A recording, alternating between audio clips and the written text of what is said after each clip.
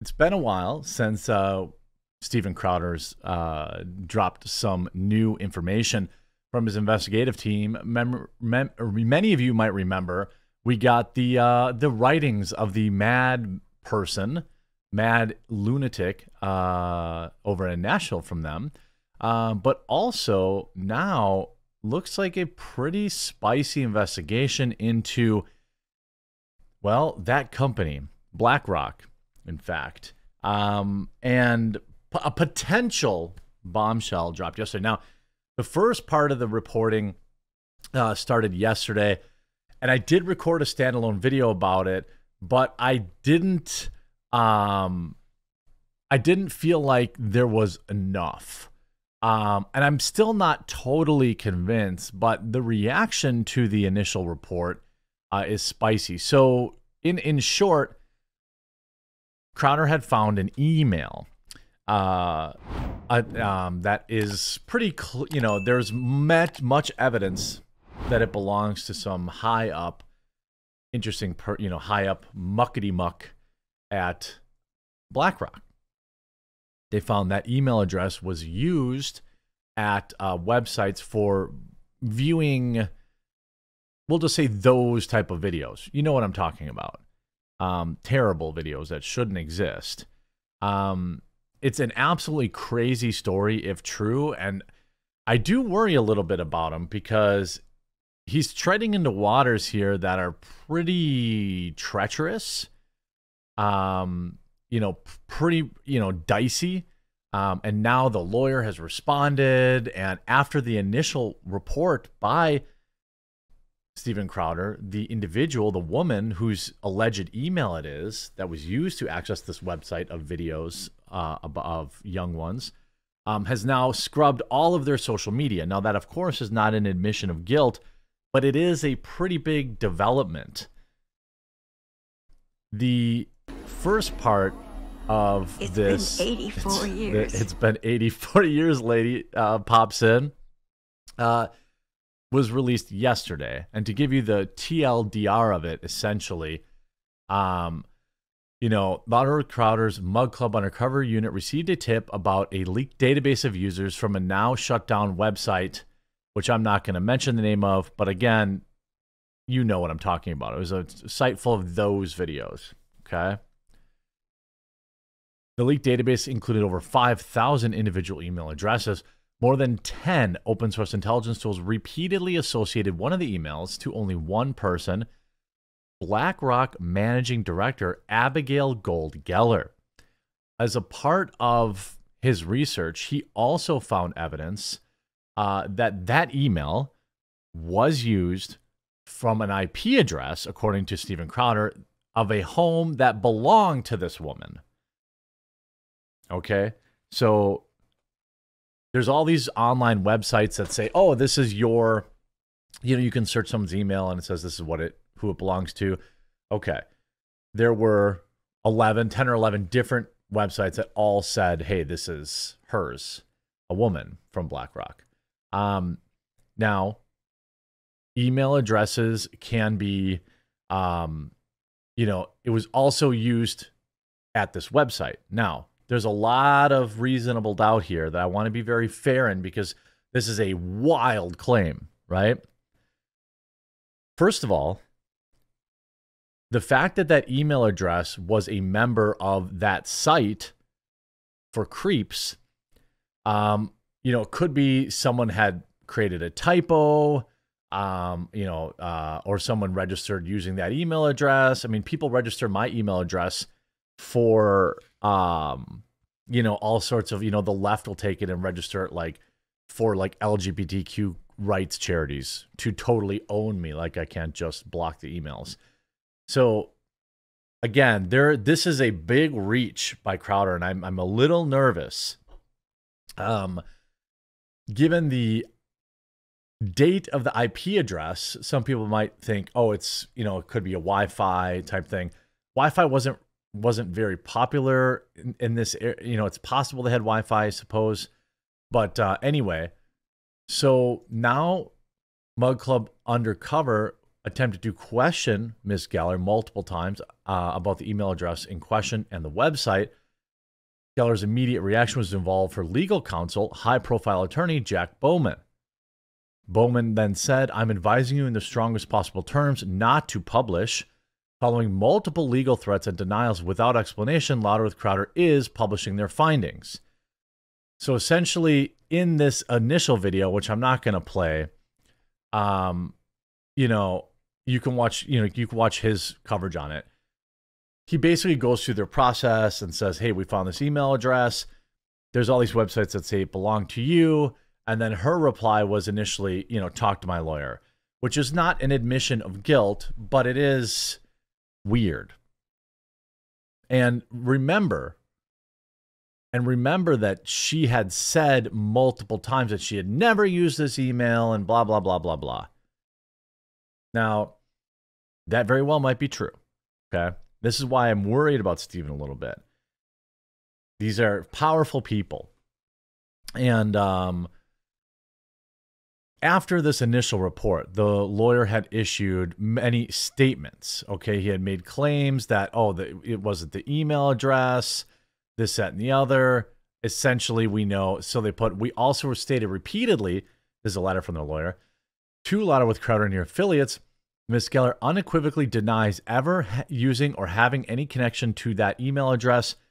Given your assertion that the email address is associated with that website, it would be false, defamatory, and reckless to associate Ms. Geller with that email address. I do think, he has indicated that he has more information. So I hope he does, because to me, it felt a little like, it was shaky. And I like Steven Crowder, and I think, the investigation, into the Nashville situation was very good. But if I have some media company calling me, just to give an example, right, saying, "Hey, we found an account on this website doing this, that, or the other thing, care to comment?" I'm probably calling my half-Asian lawyer right away too. However, their actions now, again, seem a little odd. So there was another claim. I previously advised Louder with Crowder that this email address was associated with numerous individuals other than Ms. Geller. We have confirmed this to be the case through a simple search at people.com.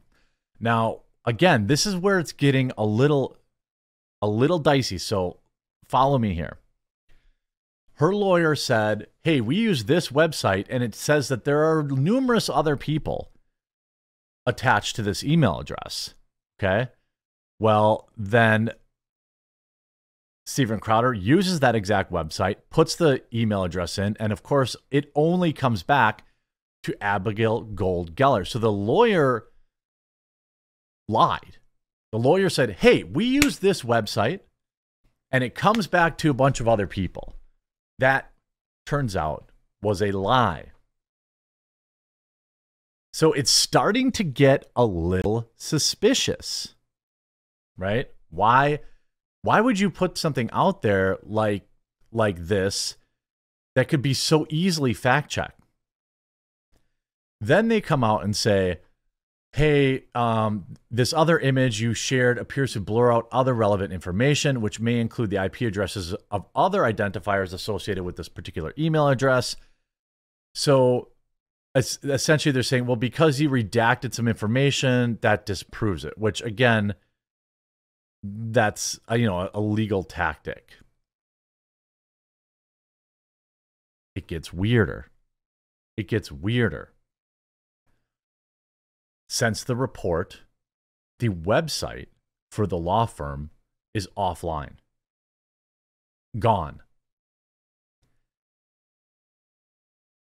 Isn't that curious? Since the report, Abigail Gold, whatever her name is, Gellner, has deleted her social media. Has deleted her Instagram, has deleted her LinkedIn, has deleted her online presence. Now, does that mean anything? Well, let me give you a very reasonable explanation for that. You get called a certain thing, right? One of the terrible things, and people start contacting you. So is it possible that, people were contacting her and, giving her a hard time, this, that, and the other thing? Yes, it is. It's entirely possible that, that's related. Now, an update here today, just before... I found out just this morning. During the countdown to this show where you guys listen to Pogo and have a good time. The lawyer here, Abigail Geller's lawyer, again, executive at BlackRock, this lawyer, Jack Bauman, completely privatized his website. So sometime between receiving our request for comment and them responding, also Geller removed LinkedIn, Instagram. So the woman has now removed her LinkedIn and her Instagram. Now, again, is this proof of guilt? No. Did BlackRock erase her? I mean, there's no evidence of that. If you go to their Twitter,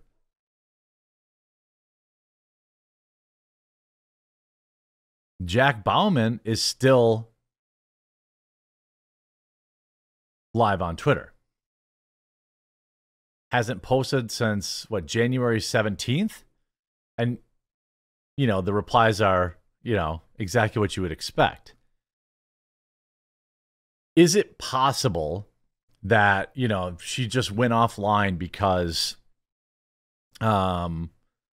people were harassing her? Yes, it is. Is this evidence beyond a reasonable doubt? No, it isn't. I want to be very careful in this video because these are extremely serious claims. The website for the law firm being down is curious. It's still down right now. If, their Twitter disappears, it'll be curious. You know what I mean? Like, some of these, I will say these moves to me feel suspicious. Steven Crowder says he has more evidence. Perhaps connecting the two. What you need is an email sent from that email address from her, right? It doesn't look good, and I really hope Crowder has more evidence, because these claims are wildly serious. And really just the fact that the email address was on their website, that doesn't prove anything. I want to be very careful here because there are real monsters out there, right?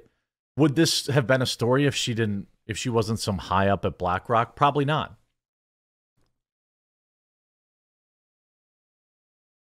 I think that, I worry a little bit about, Crowder on this one, but if he says he has more information, then I suspect he does. The legal firm also happens to be followed by Cameron and Tyler Winklevoss. So it's, I suspect Crowder is probably going to get sued here. I think I hope he has more. He's treading on very, very dangerous waters with very, very powerful people. And I hope he has more. Now, he did not, as far as I can tell in his coverage, he has not made any direct assertions that she used the website. Just that an email address belonging to her was there. And all these moves, deleting social media, taking your website offline, it's crazy. It's getting crazier by the hour. But I hope he has more, I hope he has more than this. And in my experience, he does. But tread very carefully, my friend. I'm sure he has more information. I can't make that claim, but I feel like he probably does. We'll have to see how this one shakes out, though. Let me know what you think. Do you think she's guilty? Do you think this is a reach? Or do you just say, it's BlackRock, they're probably right? Yeah, I don't know. Great reporting if he's got the goods, I'll tell you that.